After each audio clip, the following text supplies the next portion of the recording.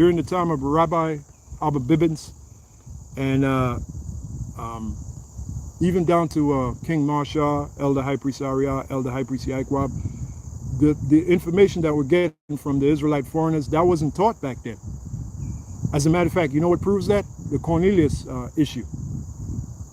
Cornelius, back then it was taught Cornelius was this crazy so-called white man who was holding the Bible like this, right, while we went into slavery. That's actually what was taught. And through the Spirit of Yahweh Shai reveal what that really meant. Acts the 10th chapter, Acts the 11th chapter. The Spirit of Yahweh Shai revealed it to us that no, Cornelius is a Hebrew Israelite. Okay? Then we started getting into the understanding of the Israelite foreigners. Okay?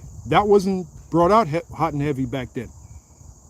You know, beginning with Elder Pastor on down, we started bringing that information out because it was time for it. As a matter of fact, you go back to 1 West, there was a time, if you look like a so-called white, if you look at the different camps, right, especially our camp, mainly really our camp, you see a lot of Israelites that look like straight up so-called white people. There was a time you couldn't come into the school 1 West 125th Street if you look like that.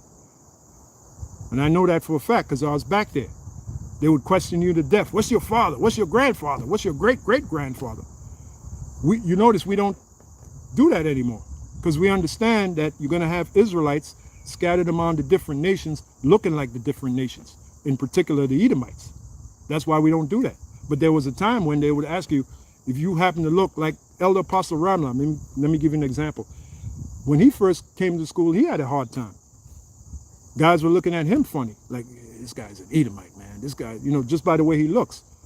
Now, you all know better than that. Elder Apostle Ramla, that's a man of the Lord. One of those top men. Those are facts.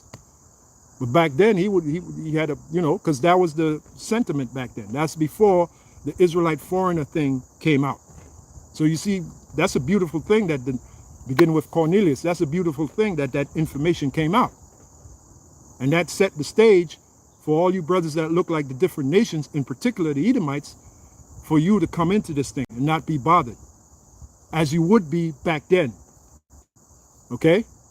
And how do I know? Because I was back there. That's how I know.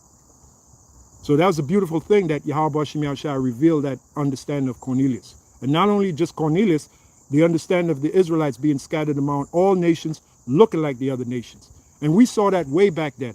At the Cornelius Council, you know, I'm not trying to lift myself, but I made the statement that not every Israelite is going to look like John Shaft, meaning the so-called Negro.